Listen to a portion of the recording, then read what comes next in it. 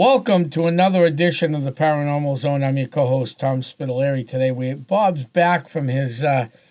actually, Bob has been back. We did a great show last week. Bob? Welcome back. How you doing today? Good, Tom. How you doing? Good. It's nice to see Mother Nature stop crying on us. Because now we get regular sunny weather until the weekend comes. Not again. Yeah, again, actually. I'm hoping not because of the event at Hilldale and stuff, but yeah. So welcome to the Paranormal Zone, everybody from wherever you're listening to, from California to Texas to Maine to England, over the great big lake ocean, South America, Russia, Afghanistan, wherever you're listening from, welcome. The Paranormal Zone set up so we have a lot of people come on talking about UFO, Bigfoot, aliens, cryptids, ghosts, and everything that goes bump into the night and beyond. And we listen to everybody's views because everybody who researches this stuff, we're all on this kind of the same page, but we all have different ways of getting to the same page. So it's always interesting to see how we get to that to the end of the book. So today we have Lynn Nickerson on. Lynn is actually a longtime friend of mine. Well, I've known you, almost 20 years, Lynn? Probably 15 years at least. She's about 15, I think. Yeah, she's involved with Spirit Chasers of New Hampshire, Spirit Chasers Paranormal, the James House. She's published 2 wonderful books, and she also is involved with the SPRG meetup group in Portsmouth, New Hampshire. So, Lynn, welcome, and how you doing today? Oh, thanks for having me on, Tom. Great. Well, I'm so glad to see the rain stop. Me too. I think there are plenty of flowers now, don't you? Yeah, and as you know, I run a cemetery. We've had plenty of rain. I don't need any more just to catch up with the 20 acres of lawn. Yeah, I'm sure you don't want to have to mow anymore. No, my poor volunteers. I don't normally do the mowing. I have a volunteer group that does that. I feel bad for them. I mean, I may try to get out there this week in my busy schedule to try to help them out, attempt to at least, but we'll have to wait and see how that goes. Yeah, see how the weather goes.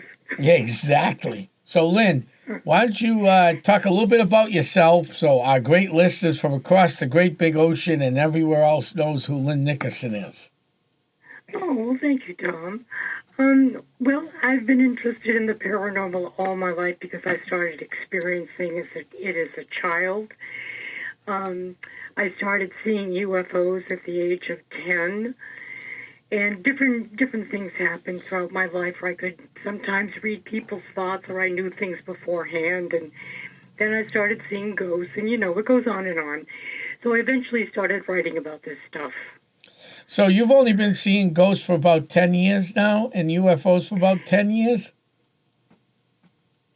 I've been seeing UFOs since I was a child. Yeah, see, you're... Oh, okay. I keep thinking you're in your 20s. Came later, actually. I keep thinking you're in your 20s, Lynn. That's why I said 10 years ago. Oh, really? Thank you, Tom. That's why I said 10 years ago, Lynn. You're a fibber. I'm probably a little off on that, but that's all right. So you've been seeing them for a little while now, and then you started seeing ghosts. Why don't you tell us? Do you remember your first either contact or UFO experience that you want to talk about, if you can? Yeah, when I was 10, it was in the summer of 1961. And that was the same year that Betty and Barney Hill had their episode in September. Yep. And then there was, I was going to say the incident of Exeter, but that was 1965. It was 61. And then in 65, there was the Great Northeast Blackout. So I grew up in East Kingston, and that East Kingston was on a straight trajectory to Pease Air Force Base, which was at the time a strategic air command base, which meant there were nuclear weapons there. I think it was really hydrogen weapons at the time. Mm-hmm. So I think, naturally there was some UFO curiosity about what was going on there. So one summer, it was either July or August of 1961, I woke up to see a green little man floating in the doorway of my bedroom. And I call him the Michelin Man because that's exactly what he looked like. But he was in a phosphorescent green, like a pressure suit. And there's actually one in the dictionary, in Webster's dictionary, that looks just like what I saw. And that pressure suit had been created in the 1930s. So anyway, for decades, I found no remarks, nothing written about anything that looked like the Michelin Man. So about 40 years later, reports started surfacing. And I have since found about 10 different episodes of people having seen what looks like the Michelin Man. And they use the same exact reference of that little advertising icon. And finally, I feel vindicated that it wasn't a dream. I was paralyzed. I couldn't move. I was scared. But it's like it made me fall back asleep. Mm-hmm. And then about a month later, I woke up to looking out my bedroom window, and the sky was like a still picture, but the sky was flooded with a squadron of red UFOs. Oh, wow. Now, Wow. And I don't remember going back to bed even. I just remember seeing the sky flooded with red UFOs. So- all saucer and in formation. so our listeners get an idea, okay? Kingston, New Hampshire definitely did not have, like, thousands of people living in it back in the 60s, right? No, it was 3 miles out of Exeter, 12 miles from Portsmouth. So no, it was just kind of a farming country. Hmm. So not a lot of lights on the streets. Oh no. No street lights at all. So it was easier to see these things in town. Yes. Very clear sky. So you've seen, just with those couple things alone, you've probably seen close to 100 sightings then, correct? 100 I don't different... know if about 100, Tom. I've seen quite a few. I wrote about like 5 of them in the first book. Okay, so you had 5, but that one that you saw looked like a sky full of UFOs was more than one. Oh, yeah. That's what I'm getting A squadron at. of UFOs. A squadron. So Yeah. when about 9 years ago, you know me, I could get political, but on shows I stay apolitical. So about 9 years ago, then President, now President Trump, wanted the government to release UFO sightings, the Army. Yeah. Correct? If you remember that. Mm-hmm. Now, they said there was only, the original report came out that there was only 120 confirmed sightings since 1960. Well, you just pointed out at least a half dozen in 1961, so I guess that throws that report off the well, doesn't it? Yeah. The government as a whole just wasn't disclosing anything, Tom. No, and they're still And not. people were threatened with trying to disclose anything. Right. Followed and harassed. Mm. And it wasn't just the Trump administration. This goes way back to the 60s Oh, and yeah. the 50s. Oh, yeah. Oh, yeah. No, it goes way, way back. I'm not, Yeah. we're not talking politics as one particular. No. I just brought it up because I don't believe, even though President Trump had signed an executive order demanding the release of UFO from the military, I don't believe what the military released was accurate. That's what I was getting at with this. Well, it might not be that it was incorrect, but it certainly wasn't all inclusive and comprehensive. We just got a little snippet. Yeah. And the thing that bothered me about that report, and I don't know if it bothered you, you do like me, we're all over the map, and Bob's real good at this stuff. You had the Benny and Bonnie Hill incident, which our friend Mike Stevens, got that nice monument for them up there, working hard with Kathy Martin. But it never talked about that, never talked about the Allegheny sightings. It would be interesting to know, and even yours, you said there was a squadron over your house. You saw them, correct? Wouldn't it be nice to know if those reports came out and they were as accurate as they should have been? Say I don't know what day you saw anything, so we're going to make up days of the week just so I can get this explanation out. Say you saw that squadron on a Wednesday, okay? It would be nice to know if anybody had seen something similar to that either the day before or the day after or hours within you seeing it somewhere else. That's what I was Yeah. hoping to find out with this big report. That's why it was I did a whole TV show on this report. I had Mike on. I had done it with other people, but it was very disappointing to me as a researcher. You know, MUFON at one point had been very good about tracking all of this stuff, but I think MUFON kind of bent under the pressure of the government at some point. I think there was a shift to doing or not disclosing what they didn't want disclosed. Mm. You're probably right about that one. So MUFON was very, gave very in-depth reports. Right. And then something changed. There were a lot of reports, but there wasn't a whole lot of information. They just became kind of linear without any, text accompanying it. I don't know. I noticed a change in the MUFON reports. They just weren't all inclusive. No. More recently, they weren't. No, it's kind of sad, too, if you want my honest opinion. I would say within the last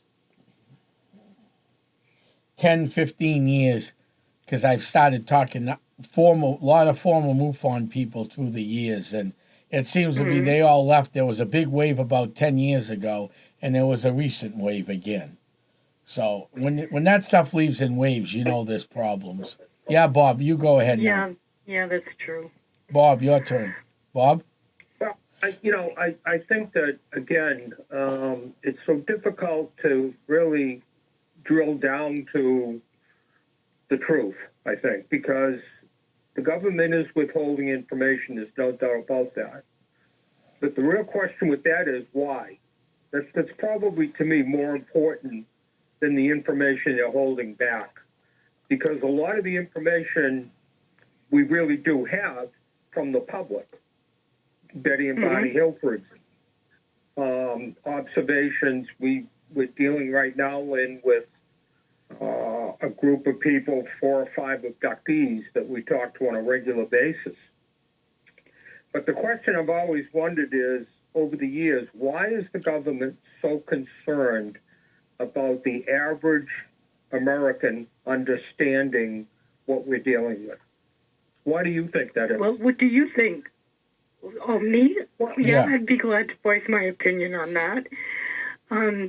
I think because they don't want to disclose the fact that Earth history has been rewritten and we haven't got the full information. I think Earth was settled with other creatures first, and then humans came along, and there were different types of humans that came along. And I think that even our religions have been sort of structured under the name of control rather than giving us all of the information about the beings that we actually are. So I think it's partially a matter of control. And if they understand that maybe their minds have been manipulated a little bit, that they're concerned about revolt and chaos and that sort of thing. So they don't want a chaotic situation. I think that's part of it. I'm sure it's much more involved in that. And of course, if they are visiting us, then they are very intelligent creatures, probably even more intelligent and powerful than we are and what our technology is. So there would be that concern there too. So they don't want everyone being fearful, and they don't want everyone knowing the truth just yet. Right. What do you think? Yeah, the issue of withholding information, Lynn, causes more chaos, in my opinion at least, than coming out. If you looked at this recent couple months ago, all of the drones that were over New Jersey. Yeah, the coast all over the globe, Bob. It wasn't just New Jersey and Massachusetts. It was everywhere. They were focusing on the coast, though, globally. I saw a map that showed all of the sightings across the globe on the coast. Unbelievable. People were seeing them everywhere, and they just weren't being covered, except, oh, gee, what are those drones in the sky? And that was about it. Right, Don't worry about them. They're only drones. How do they know that? By withholding information at that particular time a few months ago, they've created more chaos, because what you're seeing happen now is there are lots of people, I happen to be one of them, that believe that they were drones. They were drones that the military and the politicians knew exactly what they were. And, Yes. and yet you're also going to have a bunch of people that are going to still maintain that they're aliens from another universe. So the government has to learn, and I agree with you about MUFON, by the way, but I think the government has to learn that if you come out and tell the American people at least the truth about what's going on, then you eliminate a lot of that speculation and chaos. I think that our concern isn't as multi-leveled as the problem actually is. I think the problem is very multi-layered. I've been reading Michael Sala's books, and there's one on Mission 2. He is in constant contact with a guy by the name of JP, who was actively in the Army for 4 years. He was on continual missions, secret missions, for the government, but he was allowed to disclose just so much. A few months before the drones appeared globally, he gave the warning. He said, they will be showing themselves. The drones will be showing themselves, and we won't be able to deny it. Well, son of a gun, we denied it. And then he said, those drones would be followed by motherships. He says there will be mothership sightings after that. So that hasn't surfaced yet. But that was just, I think it was December of 2023, that JP was warning the world, it's coming. Because there are underground civilizations that they don't want to talk about. Again, they're concerned about chaos. And the underground civilizations, according to JP, one of them being the ant people, are very concerned about being overtaken by those on the surface who are very warlike and contentious. So it's a big concern. So it's not exactly what we think. It's not just one secret that's being hidden. It's a whole litany of secrets in history that has not been revealed. Well, yeah, I think you're probably right. And I kind of go back to the days of, the Egyptians and back to pyramids. When people look at the building of the pyramids, it's explained away by the amount of labor they had. But that's really not a true scenario, because you can't today, with supercomputers, you cannot recreate the pyramids today. And absolutely, I know it. So where did they get the technology back then to not only design and align the pyramids, but do the actual construction? It's almost unbelievable. Have you read, let me see, a book by her? The name is Elizabeth Hike. It's called Initiation. Have you heard of that? No. Well, okay, it's rather an older book, about 20 years old.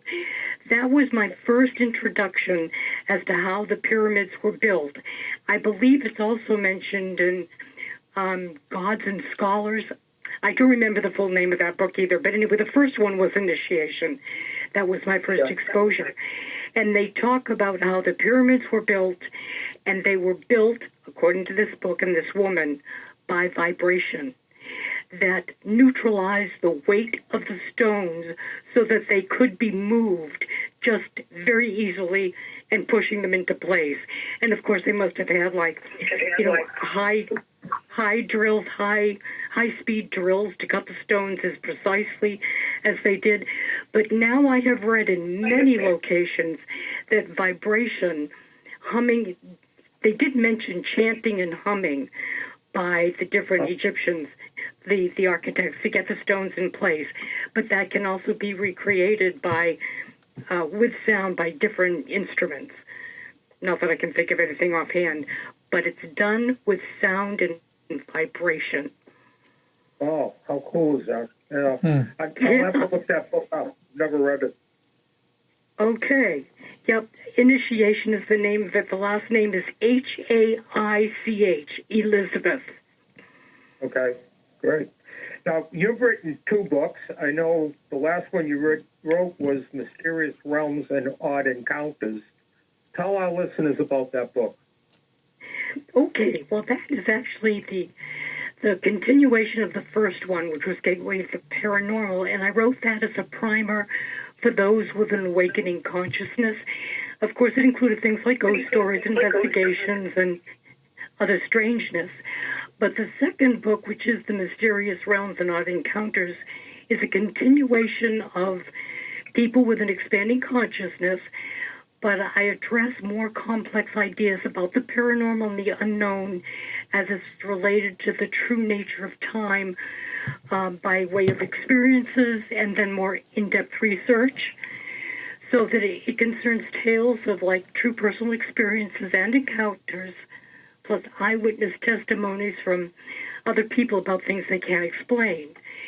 So the content focuses on stories of time anomalies primarily, and then other things like portals, which I find anomalies of time fascinating. But it covers portals, dimensions, parallel lifetimes, and timelines, and other unexplained anomalies like deja vu, for instance, or time glitches where maybe only one thing in your life changes one little thing that you think is wrong, or missing time, or timeline jumps.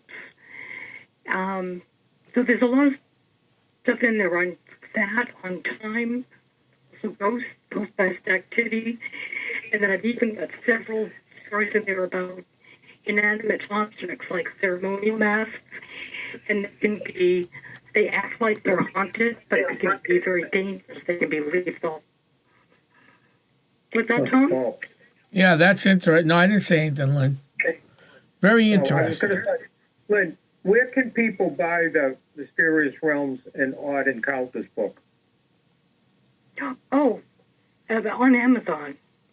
Just pump in either the title of the book or my name, Lynne, Lynn, and then Nickerson, Nickerson. So, Lynn, Amazon has them all. Yeah. Your first book was also, I read your first book. I got a copy of that. Thank you. You're getting a Thank copy. you. Years ago. I haven't gotten your new book yet, but I will be.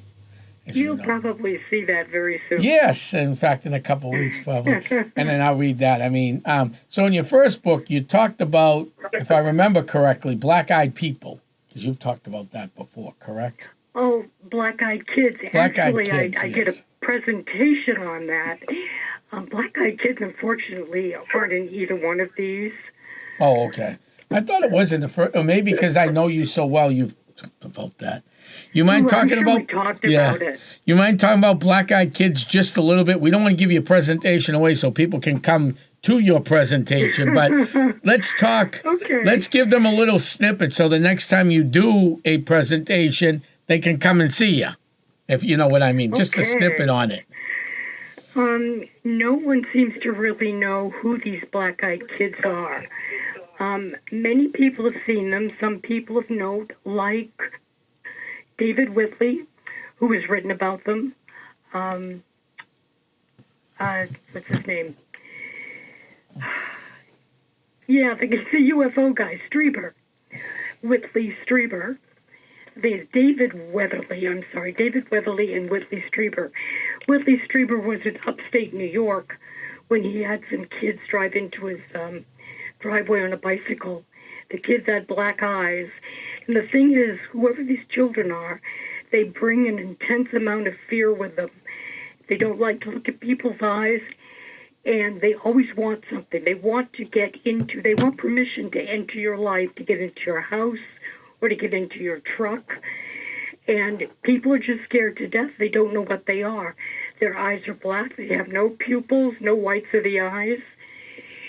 So I think they're akin to things like Men in Black. I think they have some kind of extraterrestrial connection. I don't think that they're real people. I think they're probably something like a human clone to look human, something that has been manufactured. And they seem to have a very narrow, shallow sensibilities. They don't know anything about culture and social niceties. They're abrupt. They get up if they don't get what they want, which is entry into your life, your house, whatever, they start walking away and then they disappear. They disappear in front of people. Oh, What's that? Wow. I was going to say, where have some of these observations happened, Lynn? Just about anywhere. Whitley Strieber had it happen on his land up at his cabin in upstate New York. There are many accounts on the internet where they'll just walk into a diner and talk to somebody, or walk into like a parking lot where it's dark and lonely and ask to be let in and ask for a ride to someplace. And usually, if it happens, some sort of tragedy befalls the person who let them into their lives. Wow. It's very odd. Yeah, And often they'll come in either one or two at a time. Sometimes they're two kids. They're usually just either reaching adolescence or they're very young teenagers. Which drives us back to a concept that Tom and I have talked about quite a bit in the last few years, is extraterrestrial involvement the same as what we call ghosts and spirits? In other words, is this really all linked together, or is it, frankly, two separate entities that we're dealing with? I've always had the concept, Lynn, that because of parallel timelines, that I believe is managed by extraterrestrials, frankly. But when we talk about I think they people, are interdimensional, Bob. I'm sorry? I do believe that they're interdimensional. There you go. And Yeah, I don't think so do they're I. human. Yep, they're interdimensional.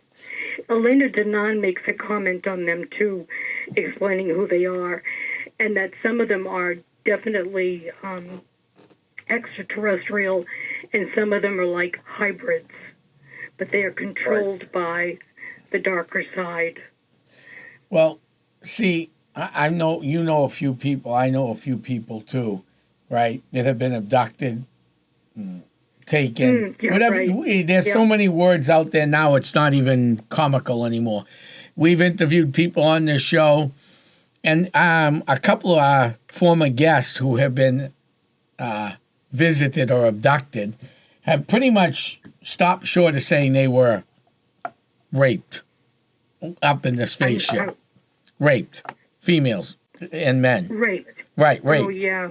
So it would lead me to believe, now, we both know somebody, I don't use their name at all publicly.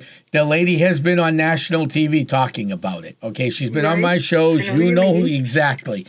She obviously, she was impregnated because she said she went to a doctor because she was sick. She hadn't had, and she quoted this on my TV show in Havel, I had had sex in over a year. So how do I get pregnant? Because we're all adults here. You know, you need, you know. So she's, and then one day she wakes up full of blood and the baby's gone. And she has seen her kid ever since, here and there. I'm wondering if they're almost like cloning us, or like a hybrid alien, but I don't know the reason behind it. That's the problem. If they're making hybrids, what's the reason behind what they're doing? Well, this is certainly only my opinion from what I've read. There are various agendas. Some of them are doing it for our benefit, to make us more adaptable to our environment, also to increase our longevity. Okay. Also, too, I think they are hybriding another race, again, for the future. There's supposed to be this humongous calamity on the horizon in about 100 years. And supposedly those from the future have come here to try and avoid this, to divert disaster. And they're trying to create new beings in case this happens again, but also to avert disaster. So I think there are multiple agendas. It's study, and it's a continuation of the human genome. And I even think that some of them are turning some of the DNA back on. Because a lot of it's been shut off, what we call junk DNA. Right. Well, that's an interesting take on this. That's for sure. Well, when Tom and I are working on a project, we've been on it for about 2 years, and it is to put in place a national organization that would be researchers for the UFOs and UAPs, extraterrestrials, but with the thought in mind of developing a database that we can track similarities between abductees.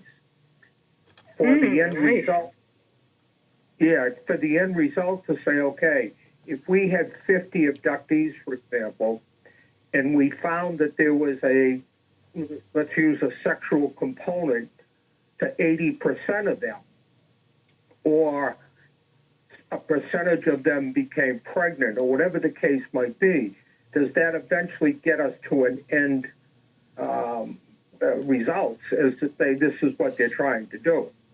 Right now, I think, Tom, it's fair to say we're in, I guess about 8 to 10 states right now, getting ready to launch. So once we build the database, we will start to track similarities. The trouble is, Lynn, as you well know, we need a database of probably a couple of hundred abductees to validate what we're trying to get to.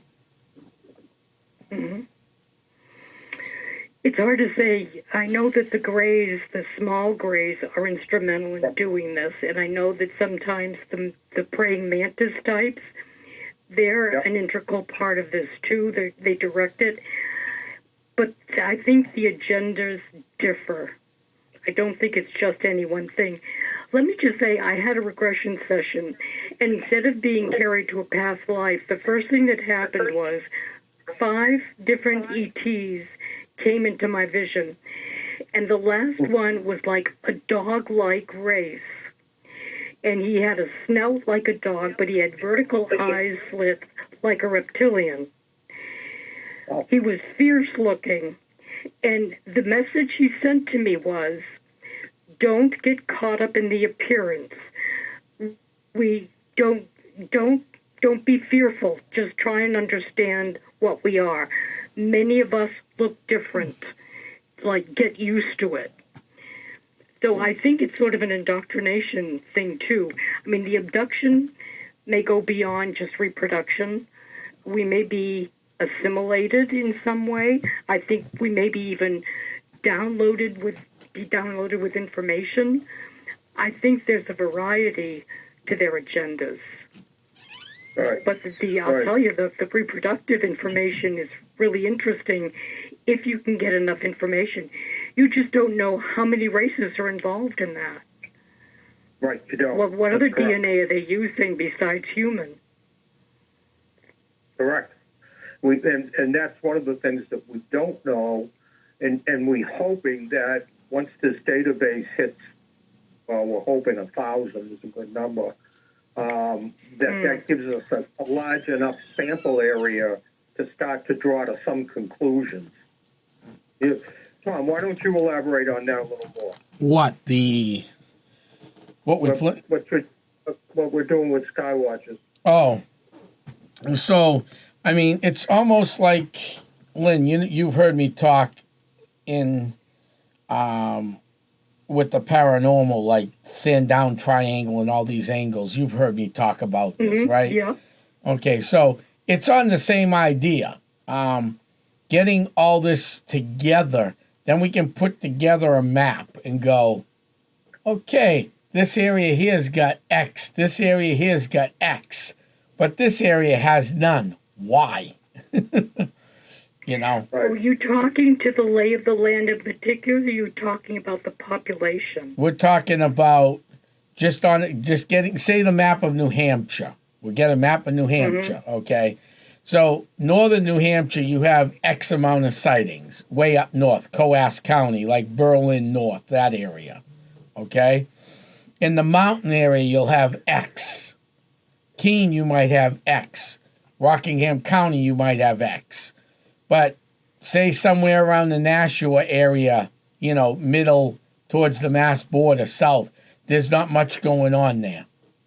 You know, you can't tell what's going on till you start collecting the data and mapping it.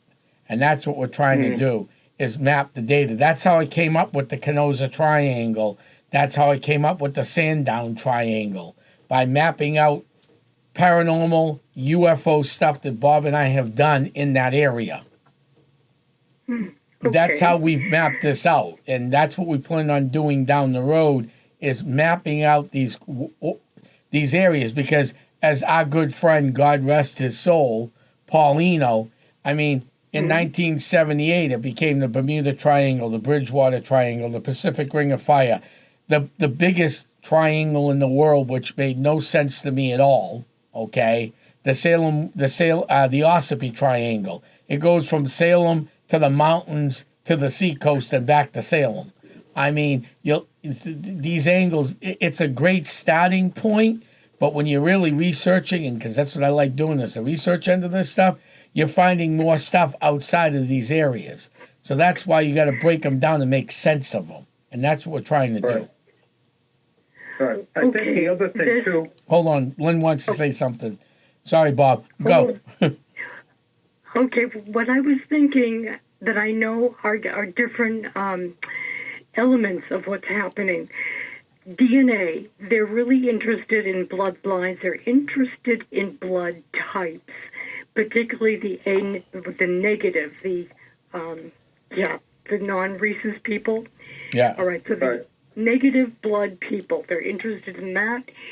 Also, too, physically, the land physically, because of the ley lines, there's also the tendency to come into portal areas and to drop off things in portal areas and to visit portal areas. It makes it easier for them for entry and exits.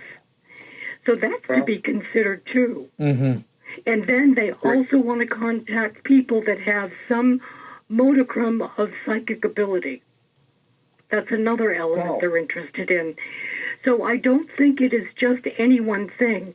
And although you may have a map of what has the most activity, it's kinds of activity and what happens in that area.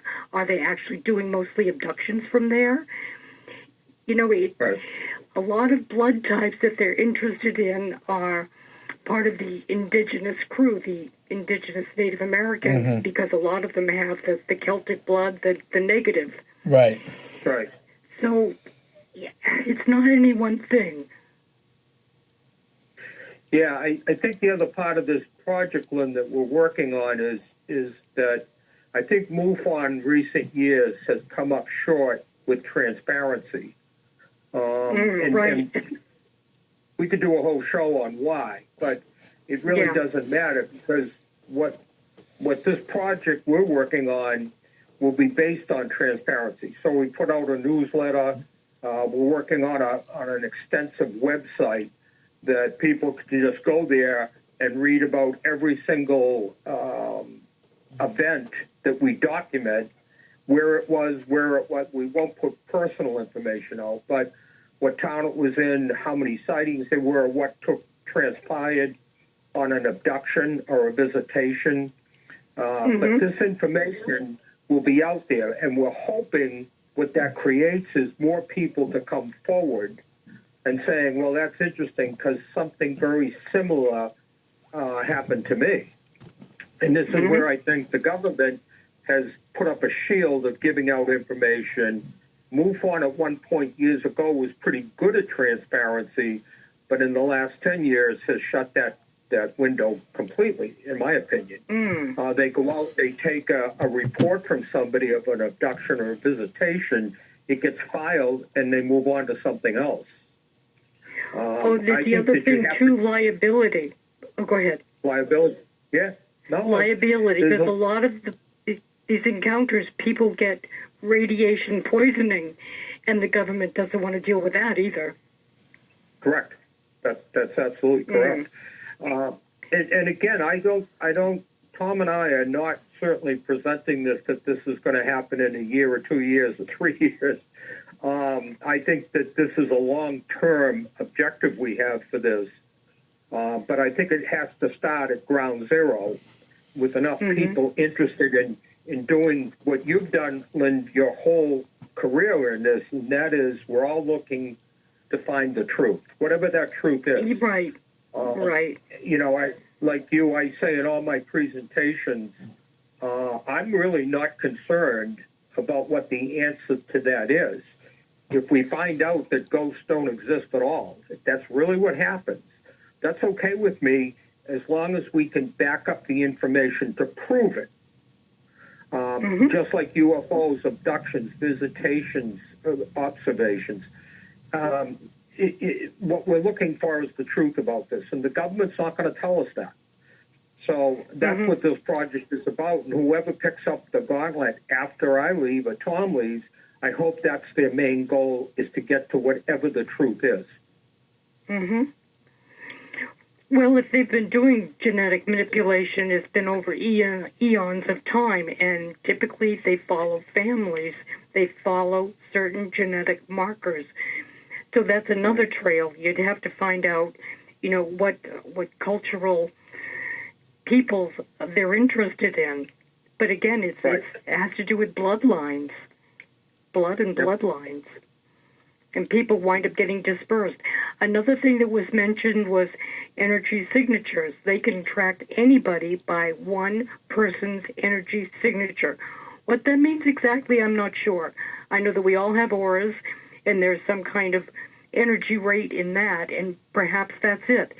But it has to do with the person's personal rate of energy, however it's measured.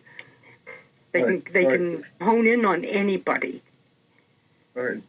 And one of the things that we see in almost every abduction case at least, that these abductions start at a young age and then continue to adulthood.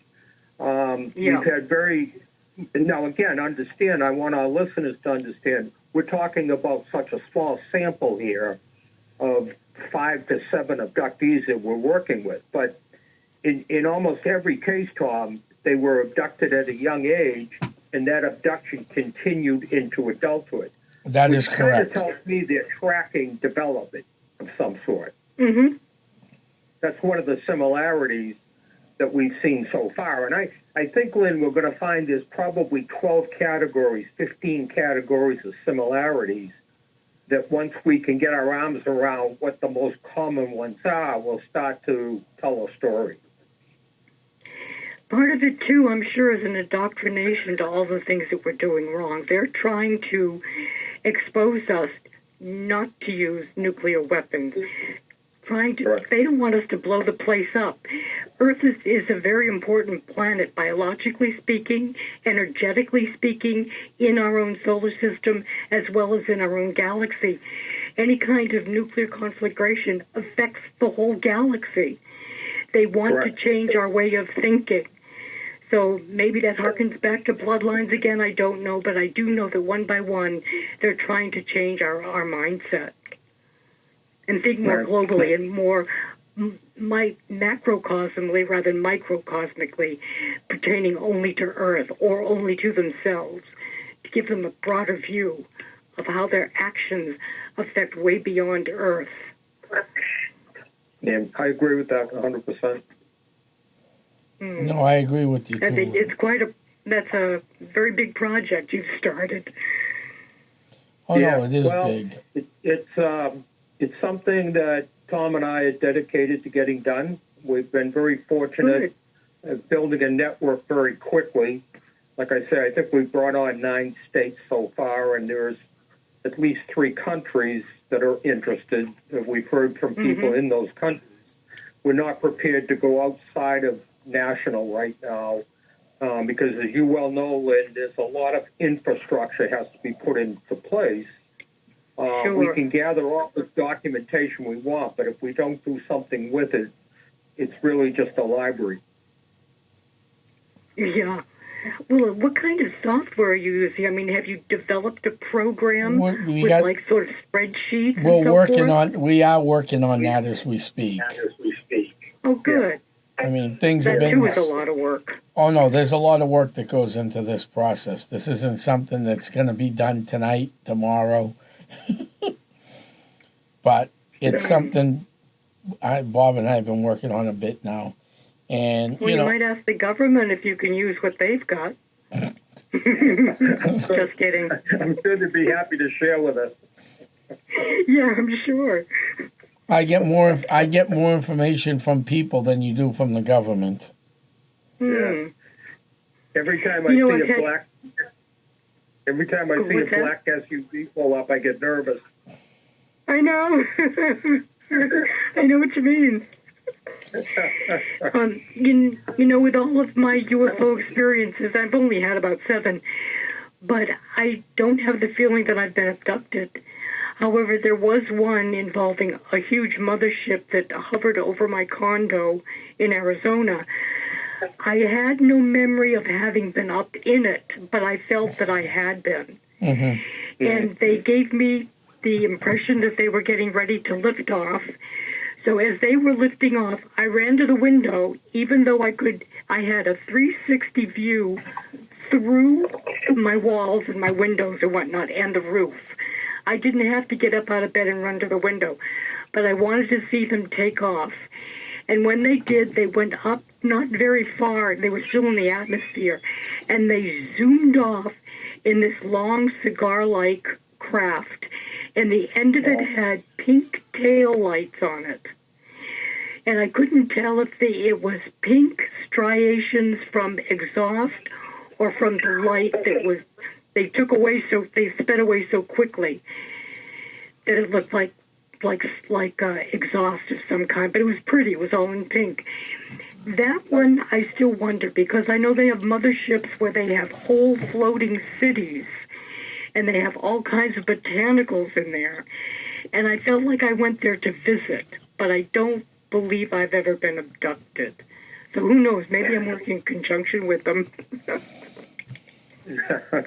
Well, you know, through one of our abductees, he brought up a very interesting scenario. He believes that he's been abducted, but not his whole body. One of the questions that we always ask, if you think you were abducted between the hours of 12 and 5 o'clock in the morning, and you have a spouse or a significant other, why is it they don't seem to know you're gone?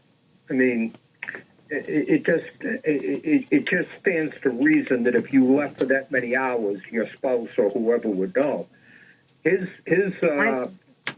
comment to us was that what they do, they have the technology to abduct your mind, so that your physical body stays where it is. They can do either, Bob. Yeah. That to me answers a lot of questions, Lynn. You know what I mean? It does, doesn't it?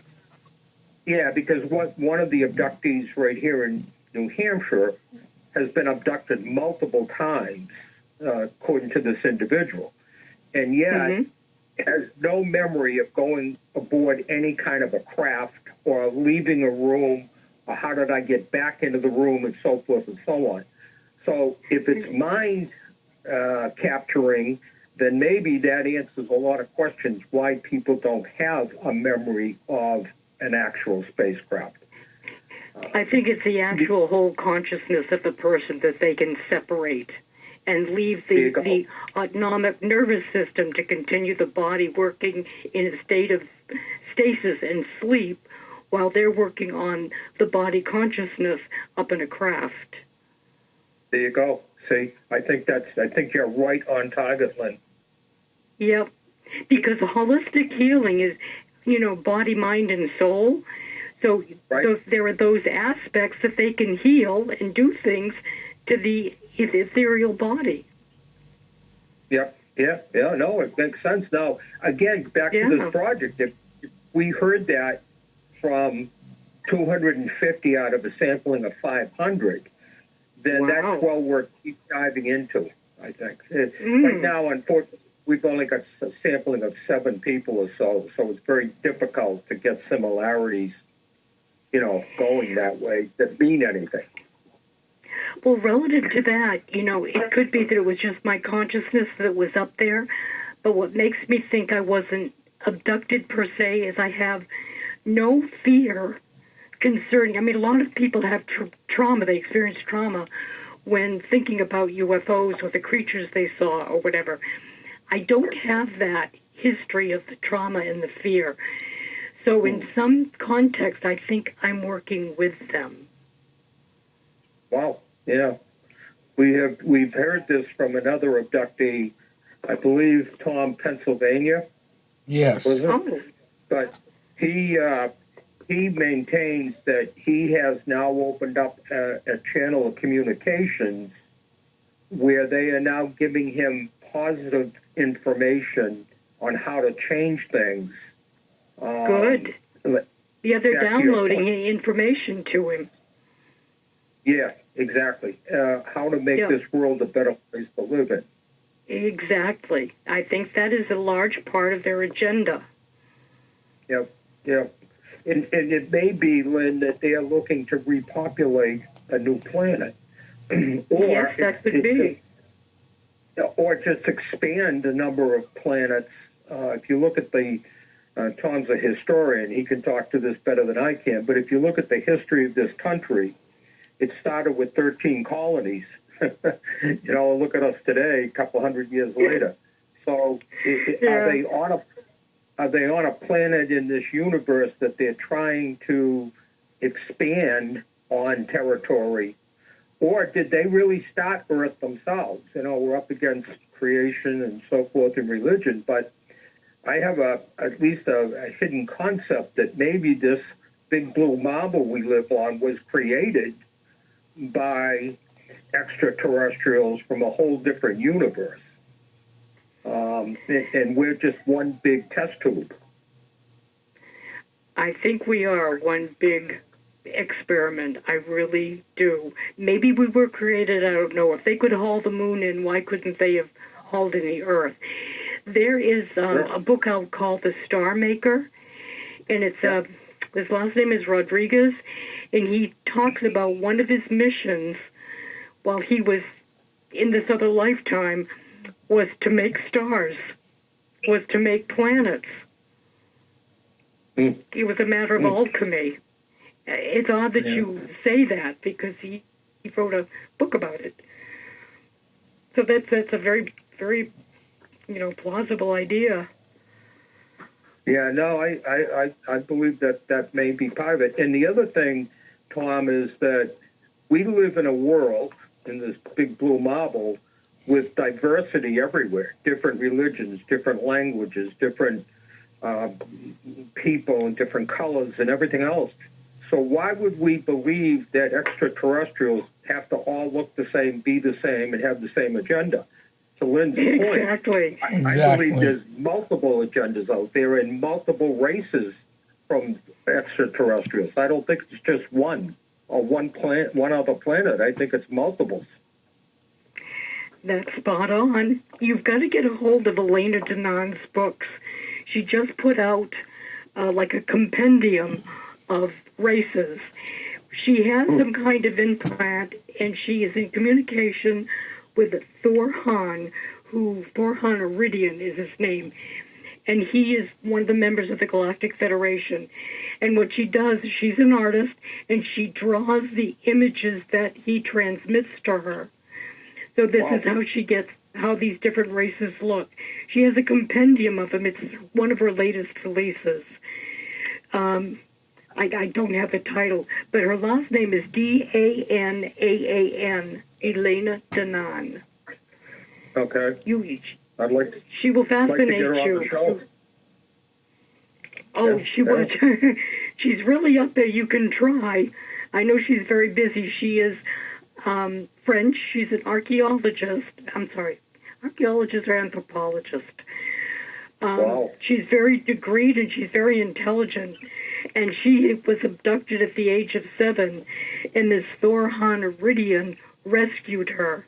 His crew at that time rescued her from a bad abduction. And he has been in touch with her ever since. Yeah, you must read her stuff. I had the file in front of me, and Tom called just seconds earlier than I anticipated, and I had a book list in front of me, and I have her all of these books we're talking about. Just some of the stuff I didn't prep up on because I didn't know we were going to focus on UFOs today. Oh, that's all right. We'll have you back on to focus on ghosts the next time. Oh, that's all right. I just, you kind of blindsided me. But Amazon, Danaan, Elena, Elena. She's got several books on that. A Gift from the Stars was one of them. I don't recall the others. Right. But the compendium is the latest one on all the races. We should note here that our listeners should read your books. They're extremely interesting. And you said to get them on Amazon. Is there any other place but Amazon that can get them? I'm hoping to put a couple in downtown Portsmouth shortly, but I don't know yet. Great. Well, Great. let us know when, and we'll put it out on the Paranormal Zone Facebook page and Facebook pages where they can get them. Hey. All right? Oh, great. So we'll take care of that, right, Bob? So we'll take care of that. Yeah, we're going to do that. Yeah. All right, so, Lynn, we're coming to the end of the show. So, why don't you go over both books one more time, how people can get them today, and then we'll do the wrap-up. How's that sound? And if there's anything else you want to add before we wrap up, add it. Okay. Well, the first one is Gateway to the Paranormal, and that really just focuses on people that are just being exposed to ghosts and possibly different dimensions. And the second one is Mysterious Realms and Odd Encounters, and they can be found on Amazon or punch in my name, and that's it. On Kindle, they're both in Kindle as well. And I really believe in parallel timelines, and I believe in ghosts. And I think that it's all represented by laws of physics, which we have not yet discovered or named. Nope. Right. I agree. All right, well, thank you very much, Lynn, for being a guest today. We're going to have you back on because there's a lot more we can certainly discuss. Yeah, we got a lot of ground to still cover. Oh, yeah, there's a ton of ground still left to cover. This is just the beginning. That's why we always have our guests on multiple. If you go back, look at our old shows, you'll see multiple guests. There's reasons for that because the guests have been great guests, and you're a great guest, and we want to make sure we get everything out there.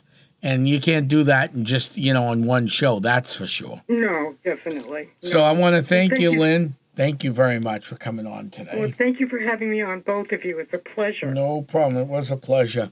Bob, thank you very much. So much. Okay. We'll see you soon. We'll see you soon, yes. We'll see you in a couple weeks, actually. We'll plan on being there. All right. Thanks, Lynn. I want to thank everybody. Thank you, Tom and Bob. No problem. Thank you. All right, Bye-bye. Bye. I want to thank everybody for tuning in tonight. Huh, Bob? It was a great show. To be a great guest tonight. Yeah. Great guest. Yeah, she does a great job. She did a great job tonight. Just want to make sure I remind everybody, if you're around Saturday night, 7 o'clock, gates will open at Haunted Hilldale Cemetery for the season of Hilldale hauntings will begin, and we'll start around 7:30 at night. So I hope to see a lot of people there, some of our regular listeners. I want to thank you, Bob. Bob, is there anything you want to say before we go off the air tonight? No, I just want to tell our listeners to, contact us at paranormalnh@yahoo.com with any questions, comments, anything you'd like to talk about. If we can't answer it right there for you, we'll send that to somebody like Lynn Nickerson or some of the other guests we've had. We'll get you an answer and get it back to you. Right. So it's paranormalnh@yahoo.com. All right. Thank you, Bob. We'll talk soon. Okay, Tom, thanks a lot. Yeah, have a good night, everybody. Good night, everybody.